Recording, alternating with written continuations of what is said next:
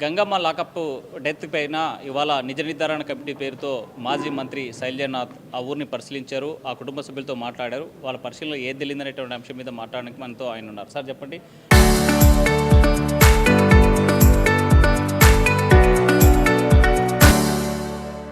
మీరు బద్నిహేళ వెళ్ళారు, అక్కడ కుటుంబ సభ్యులతో మాట్లాడు. గంగమ్మ కుటుంబ సభ్యులు ఏం చెప్పారు? నేను కుటుంబ సభ్యులు అనడం కంటే వాళ్ళ అత్తగారితో మాట్లాడాను. షీజ్ ఓల్డ్, జ్వరం వస్తుంది, ఆమె మంచం పడుకుంది. ఆమె ఒకటి చెప్తుంది, నా కొడుకు చాలా రోజులకి చనిపోయాడు, నా మనవడు కూడా చనిపోయాడంట అని ఏడుస్తుంది.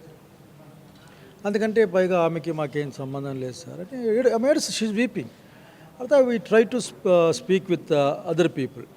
అన్ని విషయాలు మాట్లాడుతున్నారు కానీ వానల గురించి మాట్లాడుతున్నారు, సీడ్ గురించి మాట్లాడుతున్నారు, కానీ ఈ విషయం దానికి ఎందుకు సార్ వదిలేండి సార్, మాకు తెలియదు సార్ అని అంటున్నారు. ఆ ఇంటి చుట్టుపక్కల కూడా వాళ్ళు కూడా మాకేం తెలియదు అనే విధంగానే మాట్లాడుతున్నారు. ఒకే ఒక సమాధానం, అందరి నుంచి ఒకే సమాధానం అంటే మాకేం వదిలిపెట్టమనేవాళ్ళు, అంటే మాకేం తెలియదు అనేవాళ్ళు. సో ఆ ఊర్లో చాలా పీస్ఫుల్గా ఉంది. ఊరేమి మంచి హార్డ్ వర్కింగ్ ప్రెజెంట్స్ ఉన్న ఊరు అది.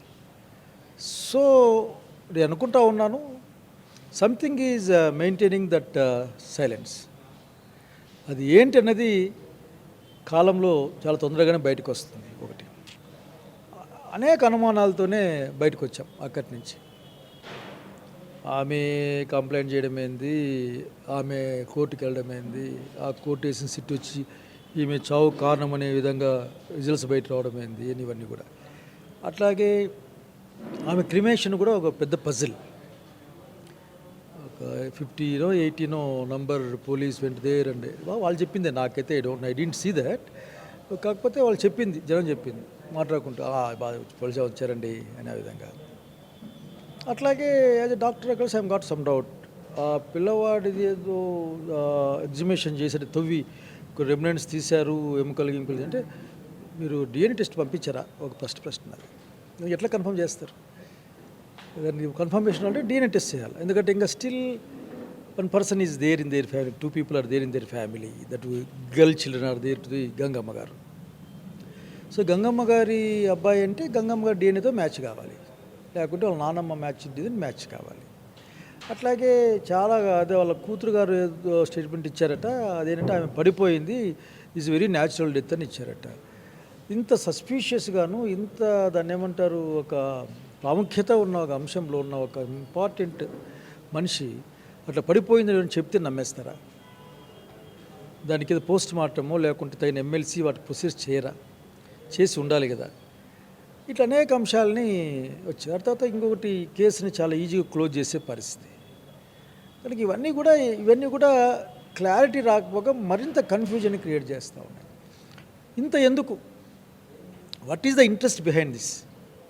ముఖ్యంగా మా లాంటి వాళ్ళకి ఈ జీవించే హక్కు అనేది ఈ రాష్ట్రంలో కాలరాయబడతా ఉందని నేను అనుకుంటా ఉన్నాను.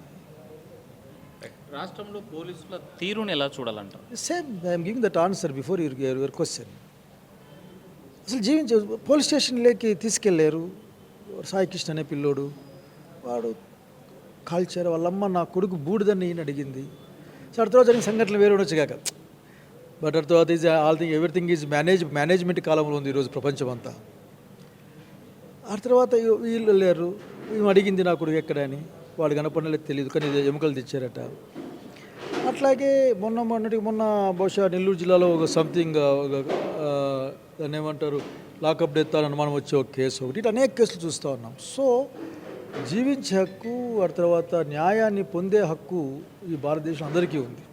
అంటే ఒకవైపు అంటే జీవించే హక్కు ఉంది, అదే సందర్భంలోనే చంపేటువంటి వాళ్ళను, లేకపోతే నేరాలు చేసేటువంటి వాళ్ళను, రౌడీ షీటర్లను, కొడుకును చంపేటటువంటి తల్లులను వైసీపీ పార్టీ సపోర్ట్ చేస్తుందా? ఇది చాలా తెలివిగా తప్పించుకోవడం చేసే ఒక ఆర్గ్యుమెంట్ ఇది. You're supporting justice without any legalities and constitution. You're supporting anything without confirmation. Are you supporting?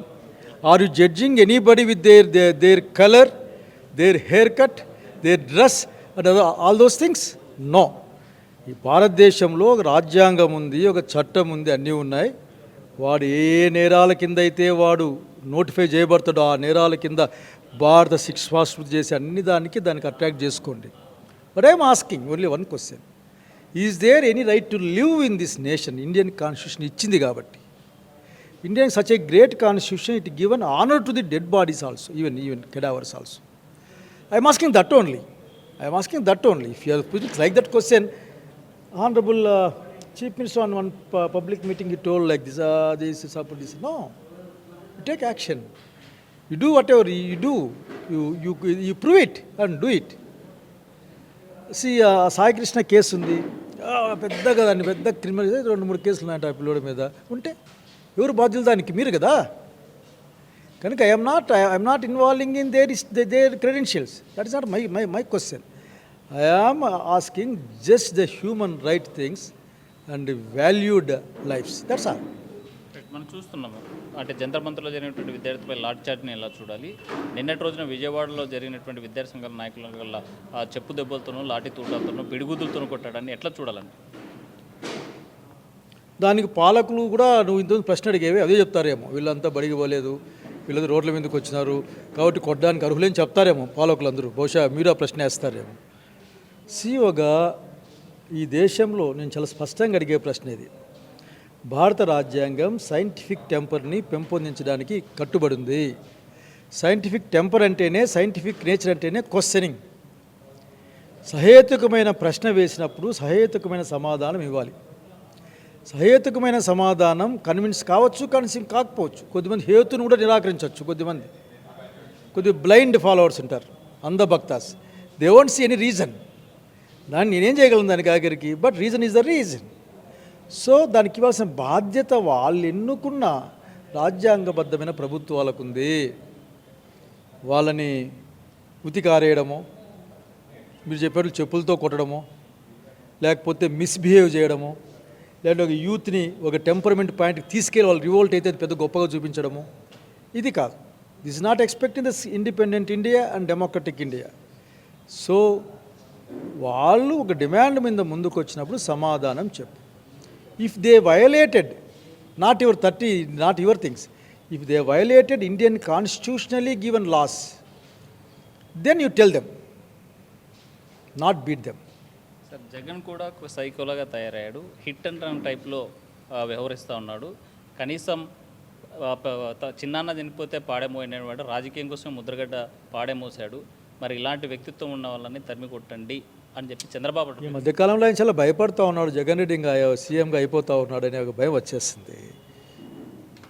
బాబు గారు కూడా పోయి మోసిండొచ్చు కదా ఓ పక్క నుంచి. ఎవరు వద్దన్నారా? Same is my answer. ఆయన కూడా పోయి ఈ పక్క ఎడం పక్కన పోయొచ్చు కదా, కుడి పక్క ఈయన మోస్తూ ఉంటే. జగన్ మోహన్ రెడ్డి గారు acts with his heart, not with the brain and all those things like leaders of the ruling party. వైపు సంక్షేమాన్ని అభివృద్ధిని అడ్డుకుంటున్నారు. మేము గతంలో అమ్మఒడి పేరుతో ఒకరికే ఇచ్చారు, అది కూడా ఇస్తామన్న వాళ్ళందరికీ ఇవ్వలేదు. కానీ ఇంట్లో ఉన్న చదువుకునే ప్రతి పిల్లవానికి ఇచ్చాము అని చెప్పి చంద్రబాబు ఈరోజు సంబరాలు చేస్తున్నారు. ఎట్లా చూడాలండి? ఆయన ఈ మధ్యకాలంలో సంబరాల మూడ్లో ఉన్నాడు. దానికి సంబరాలు చేసుకుంటూ ఉంటాడు. చేసుకునేవాడిని పాపం. ఆ మాత్రం మన ముఖ్యమంత్రి గారు ఆనందపడితే కూడా మీరు బాధపడితే ఎట్లా? అంటే మేము బాధపడడం లేదు, వైసీపీ బాధపడుతుంది. మేమేం బాధపడడం లేదు, ఎందుకంటే పాపం ఆయన సంబరాలు చేసుకుంటే మాకేంటి బాధ?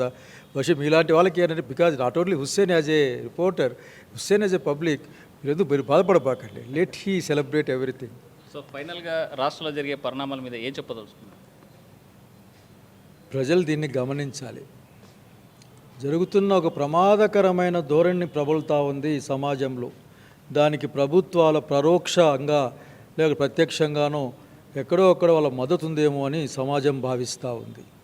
ఒక హింసాయుతమైన వాతావరణం, అందరి ఆలోచనలో హింసాయుత వాతావరణ ఆలోచనలకి దారితీస్తూ ఉంది. ఇది అన్ని రంగాల్లో చూసి పోతారు, పగలగొట్టేస్తారు, లేకుంటే కొడతారు, సంతోషపడతారు, లేకుంటే ఇంకా రోడ్డు మీద పడేసి కర్రలతో కొడతారు, కాళ్ళ మీద ఎక్కి నా కాళ్ళు రాడుందిరా బాబు అన్నా కానీ ఎగిరిగిరి దొంగతారు. వాళ్ళ మొహంలో శిక్షించేదానికంటే సంతోషం పడేలాగా మొహం కనపడుతూ ఉంటుంది చాలామందిలో. కనుక దీన్ని మనం ఇప్పుడు అడ్డుకట్ట వేయాలి. పార్టీలు, రాజకీయాలు ఈ సమాజ బాగు కోసమని నమ్మేవాళ్ళం. కనుక రాజకీయాలని ఊరకనే మాట్లాడేసేసి ఊరికే అది ఆపోజిట్ పక్షం పైన మాట్లాడి మీరు నిజంగానే అంత ఇంటింటికి బిడ్డకి డబ్బులు ఇస్తూ ఉంటే వాళ్ళు చెప్తారు కదా, మీరు ఎందుకు చెప్పాలి? ఈ సందర్భంలో ఒక మాట చెప్పాలనుకుంటా ఉన్నా.